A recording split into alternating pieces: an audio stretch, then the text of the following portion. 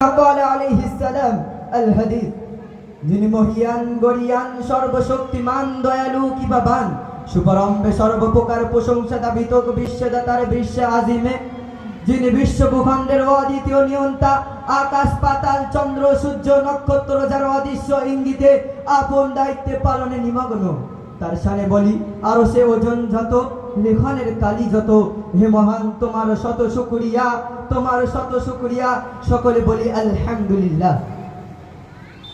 পরের পর্যায়ে নিখিল বিশ্বের অনুপম সৃষ্টি নূর নবী পুণ্যের ছবি উভয় জগতের কান্ডারি নবী কুলের শিরোমণি হুজুরে পাক সাল্লাল্লাহু আলাইহি ওয়াসাল্লামের শানে বলি তুমি চন্দ্রের চেয়ে সুন্দর তুমি পুষ্পের চেয়েও মনোহর তুমি ঝর্ণার চেয়েও নির্মল লাউহে দরুদ আজ বারবার সকলে একই কণ্ঠে মধুর সুরে বলি সাল্লাল্লাহু আলাইহি ওয়াসাল্লাম।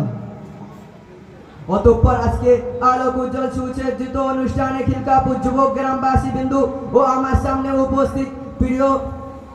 বিচারক মন্ডলী সাহেব ও শ্রদ্ধেয় আলেম ওলামাগণ ও আমার সামনে উপস্থিত রাসূল প্রেমিক প্রিয় শ্রোতা মন্ডলী সবাইকে শ্রেণীগত শ্রদ্ধা বুক ভরা ভালোবাসা প্রাণ ভরা শুভকামনা জানিয়ে আজকে আল্লাহ তাবারক ওয়া তাআলার কাছে ক্ষুদ্র পেয়াস নিয়ে কিছু নবী সাল্লাল্লাহু আলাইহি ওয়াসাল্লামের আদর্শে সংকীর্ণে কথা আলোকপাত করার পেয়াস রাখছি। আল্লাহ তাবারক ওয়া তাআলা সর্বোত্তম সাহায্যকারী। প্রিয় শ্রোতা মণ্ডলী ধরতির বুকে যখন অমানসিক অত্যাচার ব্যভিচার শিখ বিদআত ফিতনা ফাসাদে কঞ্জটিকায় গোটা পৃথিবী ঘোর অন্ধকার মানব সমাজ যখন সুখ শান্তির জন্য দুনয়ন মেলে গগন পানে চেয়ে থাকতো গগন হতে বসুন্ধরার শান্তির পেয়ালা নিয়ে খোদার প্রেরিত দূত আগমন করবেন ঠিক সেই সময় চিরকল্যাণময় বিশ্বনবী হুজুরে পাক সাল্লাল্লাহু আলাইহি ওয়াসাল্লাম বিন আব্দুল্লাহ বিন আব্দুল মুত্তালিব আমিনা বিনতে আব্দে মানাফ এমনি করে এক যুগে আবির্ভাব হলেন যে যুগের মানুষ ছিল সিংহর চাইতে হিংস্র কুকুরের চাইতে নিকৃষ্ট